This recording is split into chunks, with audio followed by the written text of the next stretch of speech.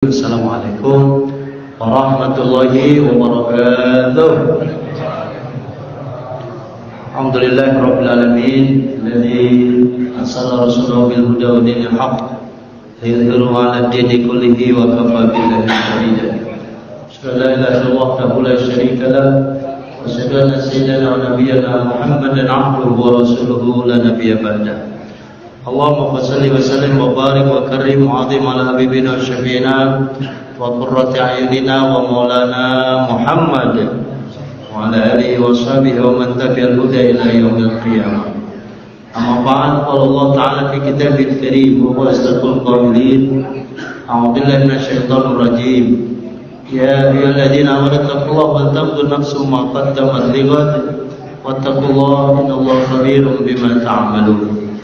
Waqala Rasulullah sallallahu alaihi wasallam, khairun nas man tala umruhu wa hasuna 'amaluhu wa sa'an nas man tala umruhu wa sa'a 'amaluhu. Aw qala Rasulullah sallallahu alaihi wasallam fi haditsin akhar, ittaqillaha haitsu ma kunta wa atbi' sayyi'atal hasanah tamhuha wa khaliqin nas bi khuluqin hasan. Sadaqallahu sadaqa Rasulullah. Yang saya muliakan segenap DKM, masjid, kantor imigrasi, maupun jannah yang dimuliakan Allah Subhanahu Wa Taala, semua jajaran pengurus, alhamdulillah hadir, Pak Ketua dan kawan-kawan semua, seluruh karyawan-karyawati kantor imigrasi yang saya muliakan, para jamaah, juga ada tamu barangkali ibu-ibu, bapak sekalian, baik Bapak Haji maupun Bu Haji atau calon haji, amin. Calon haji diamini dulu, amin.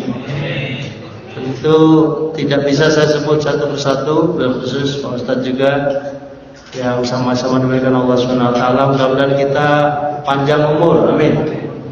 Pak Haji Salihun, Pak Imam, kita baca doa dulu. Mumpung saya baru datang dari Mekah, nanti kita doa. Pertama, kita doanya panjang umur, amin. Yang kedua, murah rezeki kita, amin. Diberikan kehidupan yang barokah, amin. Juga naik karir kita masing-masing, amin. Teman-teman yang P3K, mudah-mudahan yang honorer cepat diangkat, amin ya. Yang udah PNS, ya PNS-nya makin naik terus. Dan mudah-mudahan tentu doa kita semua sama, gaji PNS naik terus, amin. Yang pensiun aja naik, apalagi yang masih aktif gitu kan. Dan juga kesehatan untuk bapak pimpinan ya. Sekarang ibu masih ibu ya? Enggak, pimpinan imigrasi masih ibu ya, ibu kepala. Mudah-mudahan diberikan kesehatan, jajaran pimpinan yang ada di imigrasi diberikan kekuatan lahir batin dalam melayani masyarakat, sukses di dalam menjalankan tugas sehari-harinya. Amin ya rabbal alamin. Salawat dan salam kita sampaikan kepada baginda Rasulullah sallallahu alaihi wasallam. Allahumma shalli ala sayyidina Muhammad. Bapak sekalian yang saya muliakan, dalam 1 tahun itu ada 4 bulan yang dimuliakan Allah Subhanahu wa taala. Salah satu yang dimuliakan adalah bulan Muharram. Nah ini Bapak sekalian pasti sudah tahu bahwa Muharram ini adalah pergantian tahun Hijriah bagi kita umat Islam. Tahun barunya 1447 Hijriah. Kita harus bersyukur, berarti sudah sukses diberikan kekuatan iman takwa oleh Allah sampai kita masuk ke tahun yang baru. Jadi selamat, kita ada yang bilang panjang umur. Tapi di satu sisi umur kita berkurang. Tapi kita memasuki tahun baru Islam itu harus dengan senang hati, rasa syukur yang mendalam atas segala nikmat Allah Subhanahu wa taala. Itu yang kedua ya. Kemudian yang ketiga, bagaimana peran umat Islam mengisi bulan-bulan Muharram ini? Saudara, ini bulan istighfar. Kita harus banyak membaca istighfar kepada Allah Subhanahu wa taala. Bulan-bulan taubat ya kan, memperbanyak amalan termasuk yang rajin puasa. Ya, wabil khusus lagi nanti di tanggal 10 Muharram. 10 Muharram biasanya puncak daripada peringatan kita mensyiarkan ajaran Islam, mobil khusus tahun baru, kita adakan santunan anak yatim. Ya. Saya yakin bapak-bapak juga sama ya, ibu haji, ibu-ibu di rumah juga sama. Yang ini karyawan sini. Nanti kita diskusi ya. Saya mungkin bicara nggak lama, nanti kita boleh diskusi, boleh tanya jawab.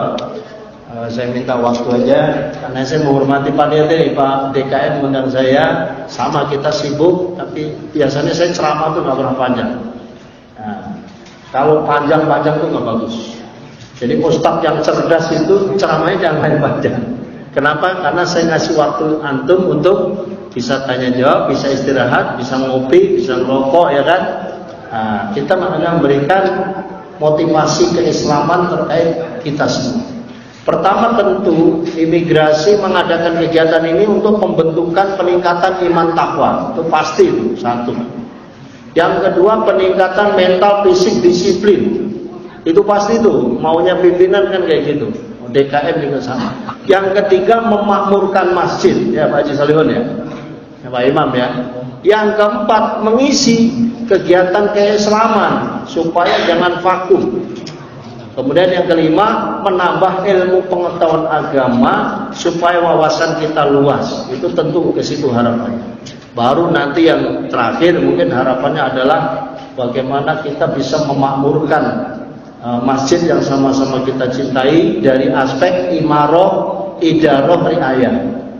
Kalau idaroh sama riayah jangan ditanya ya kan. Kantor imigrasi cukup memadai, AC ada, fasilitas lengkap, mic-nya bagus, sarannya cakep, jadi malah mengundang untuk tidur.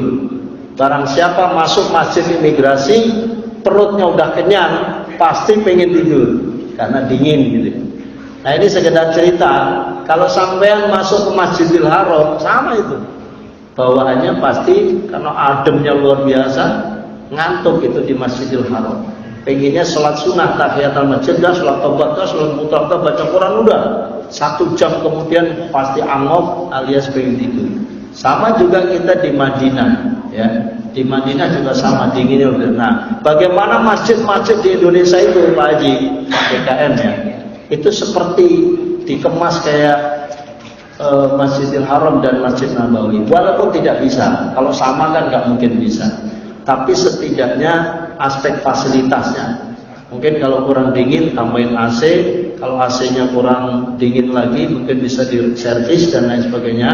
Nah itulah namanya perawatan-perawatan bagian dari ibadah.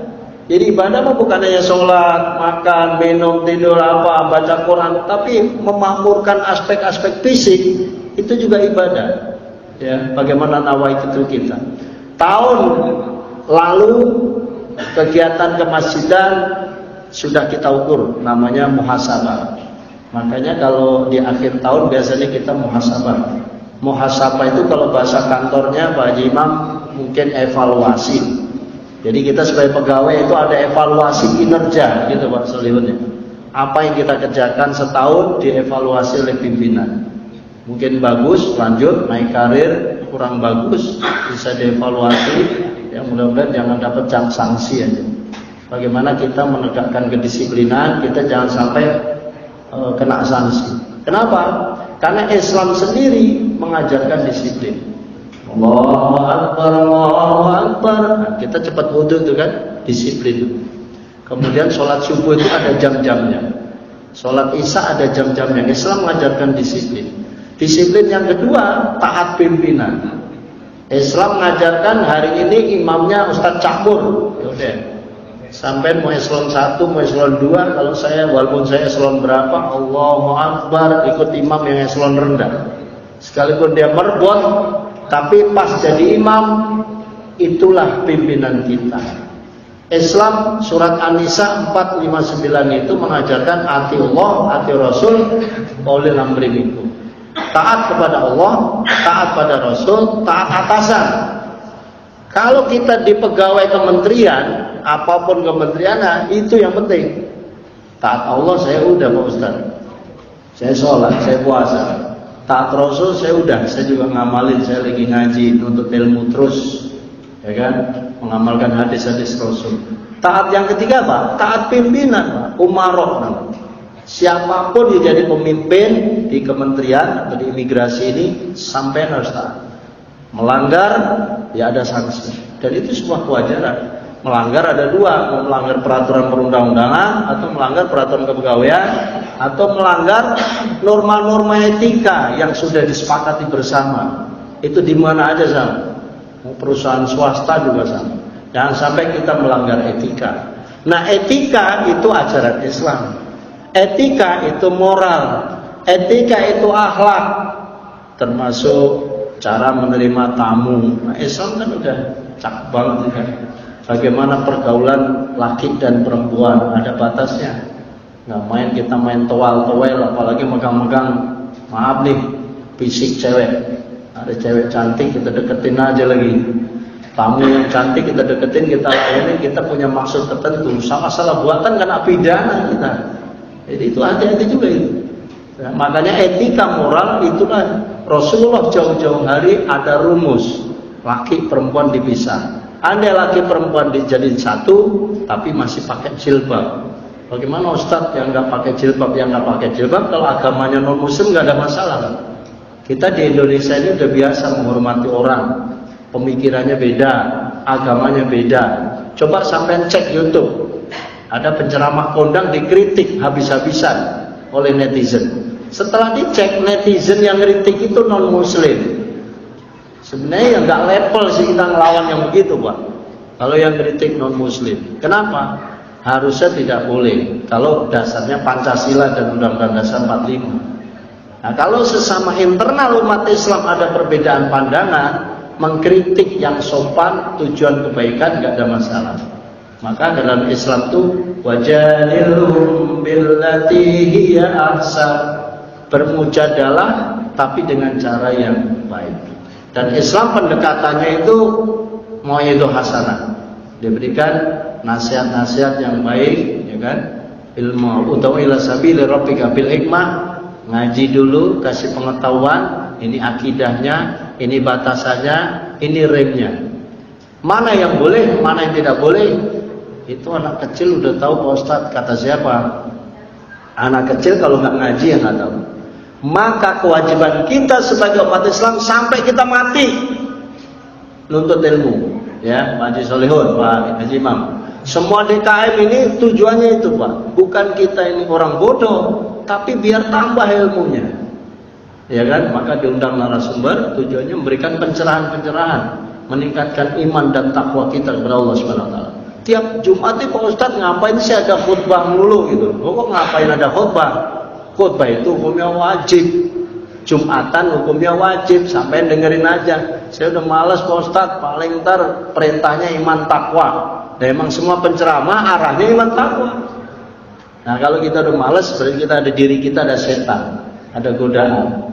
Nah ini kita harus latihan bagaimana memanage hati, keimanan kita kepada Allah disirami dengan ilmu.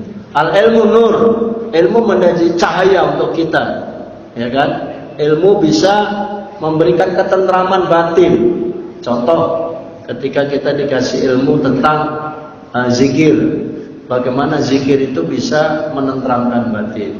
Maka perbanyak, ya kan, bulan Muharram nih Pak Ustadz, apa yang saya amalkan? Istighfar aja, sama-sama ya. Astaghfirullah Rabbal baraya, sama-sama. Astaghfirullah minal khotoya. Astaghfirullah Rabbal baraya. Astaghfirullah minal khotoya. Sallallahu alaihi Muhammad. Saudara, Muharram ini juga momen hijrahnya Kanjeng Nabi. Jadi ketika Rasulullah hijrah, ini menjadi hikmah bagi perjuangan kita. Rasulullah itu mau dakwah, awalnya sembunyi, kemudian perintahnya terang-terangan. Ketika sembunyi-sembunyi aja musuh Rasulullah banyak, Abu Jahal, Abu Lahab, ya kan? Kini hari kalau ada yang memuji dakwah, itu ya Abu Jahal modern dah, Pak Haji, Abu Lahab modern. Kalau dulu Rasulullah mau dipedang, mau dibunuh, kalau kita kan paling cuma dibully, dichatting, dijelek-jelekin di YouTube, Facebook, Instagram, TikTok. Nah, makanya dakwah ini perlu lewat medsos. Karena di YouTube, TikTok tuh kebanyakan gambar-gambar yang nggak jelas, ada ya. Ada yang telanjang, ada yang ini nyanyi yang lulu, gambarnya separuh-separuh doang. Nah ini dakwah muncul serut tentang dakwah, tentang ngaji. Maka kalian nih kalau ada peringatan hari Islam di Condet, Pasar Minggu, Bekasi, Bogor, Tangerang, masukin TikTok. Wih, sunatan massal, nikah massal. Wah ini ajaran apa ini? Agama, ceramah agama di Bekasi, masukin TikTok, YouTube. Kenapa? Untuk ngimbangin pengaruh era globalisasi yang hancur-hancuran itu. Setidaknya ketika dia ngelihat film yang nggak bagus, tiba-tiba ada pengajian, ada ceramah, ya kan? Ada dakwah, ada sholawat, ya. Insya Allah kita harus semangat. Maka manfaat kenapa Rasulullah harus hijrah? Rasulullah dibocori oleh malaikat Jibril, ya kan? Muhammad, malam ini kamu mau dibunuh oleh kafir Quraisy.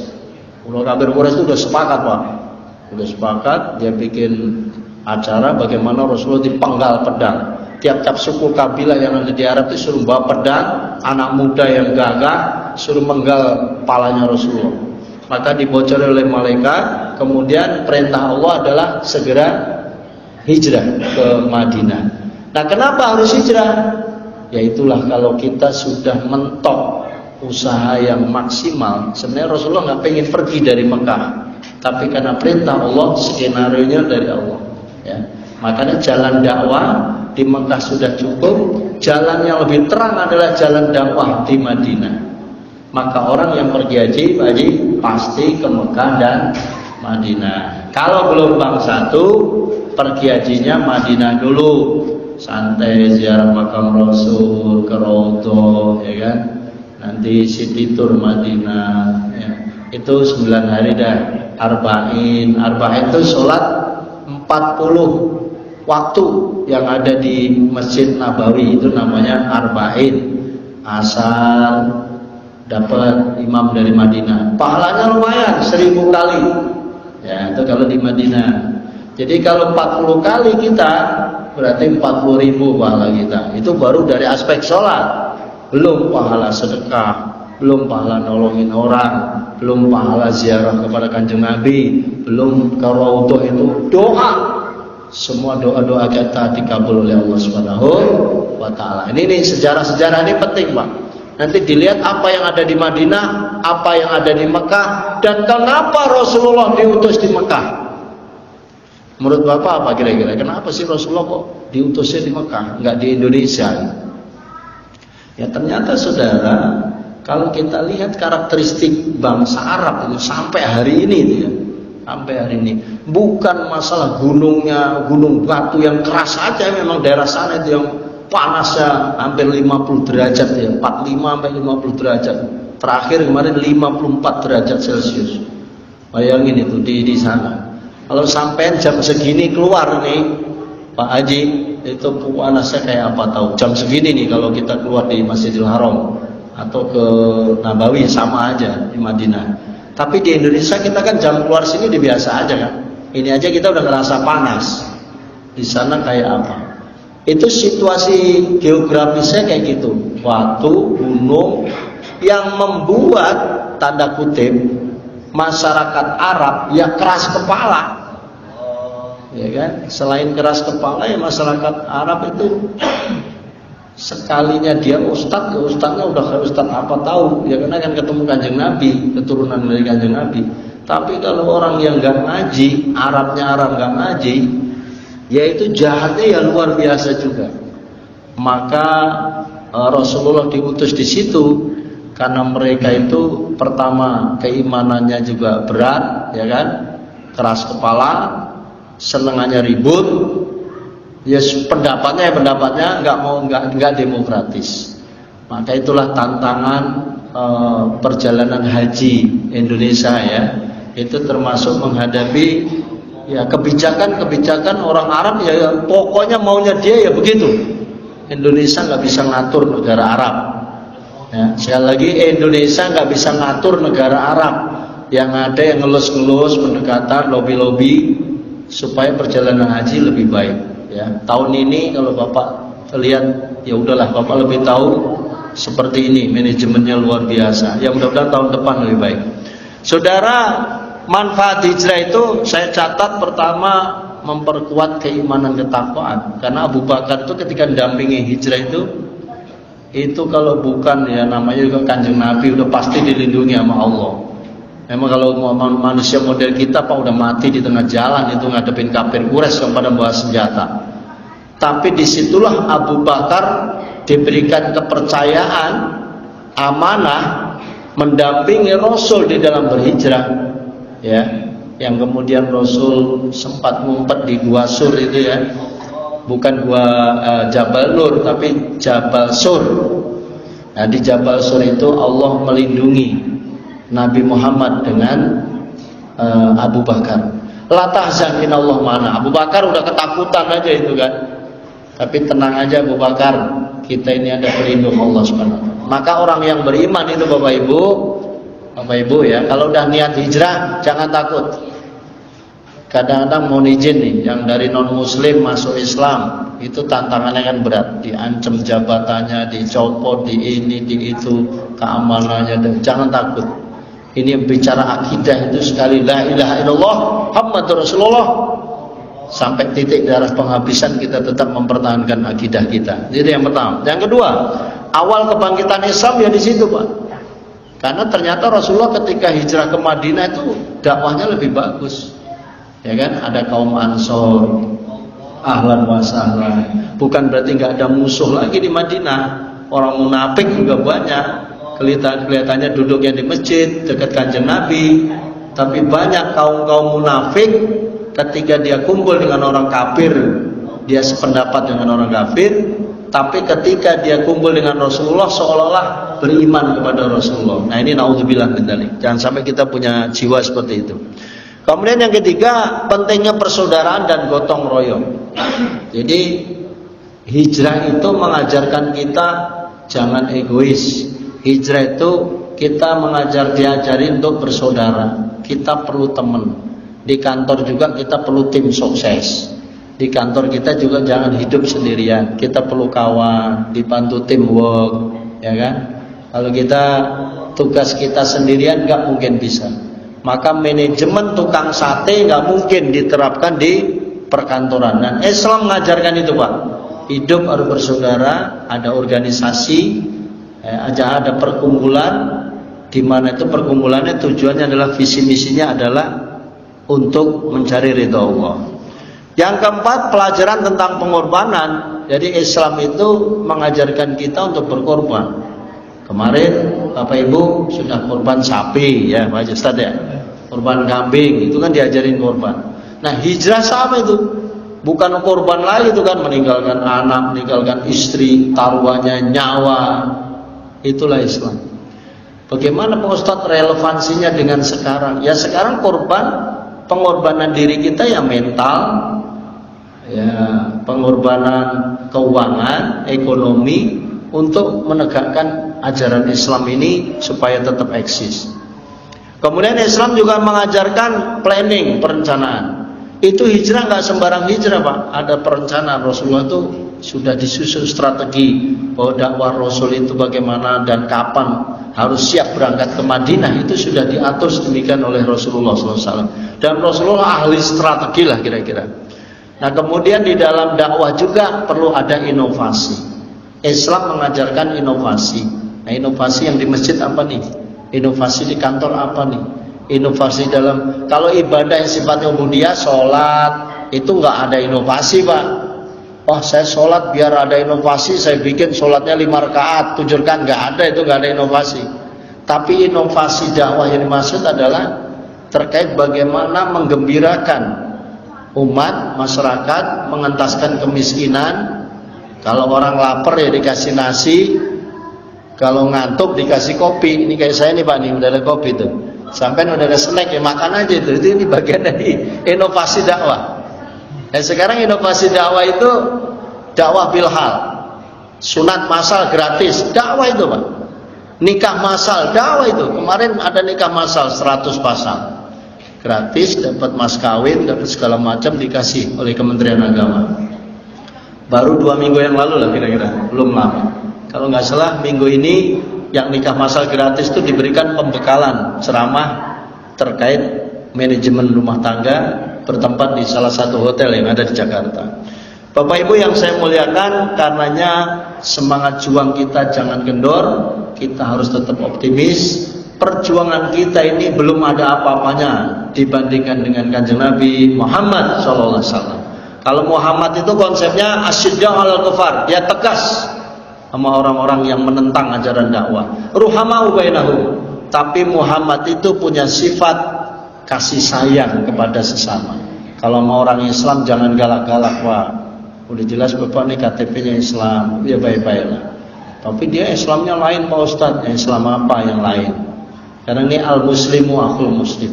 Andai ada perbedaan imam mazhab Hanafi, Hambali, sholatnya beda, ada yang pakai usoli, ada yang enggak, ada yang pakai sedekah, macam-macam lah. Kalau di Mekah kita ngelihat tuh ya, perbedaan pandangan tuh biasa. Tapi jangan karena itu kita berantem sehingga kita bermusuhan sesama umat Islam. Naudzubillah min dzalik. Dalam konteks kebangsaan aja kita harus menjaga persatuan dan kesatuan bangsa. Apalagi persatuan sesama umat Islam. Al-muslimu akhul muslim. Ya di kantor ya sekalipun kita diferensiasi atau tidak ya kan, Islam itu kan yang jelas bagaimana ketika kita menjabat kitanya Islam, bagaimana mengagungkan untuk manfaat Islam. Kita jadi polisi, jenderal, bagaimana jenderal kita ini manfaat untuk teman-teman kita yang Islam. Bagaimana kita menjadi tentara yang pangkat tinggi tapi membela bangsa dan negara dan juga perjuangan umat Islam yang ada di negara kita itu. Jadi posisi kita itu bisa kita gunakan untuk Islam sesungguhnya. Jangan nunggu pensiun. Kalau nunggu pensiun nggak punya pulpen, nggak punya power, nggak punya kekuatan. Tapi ketika kita masih aktif menjadi PNS, menjadi tentara, menjadi polisi, mari sama-sama kita berjuang untuk Islam. Amin ya rabbal alamin. Demikian barangkali kalau nanti ada yang diskusi silahkan. Saya pikir cukup memberikan waktu kepada Bapak Ibu sekalian untuk istirahat dan lain sebagainya, makan siang. Sampai jumpa di lain kesempatan. Wassalamualaikum warahmatullahi wabarakatuh.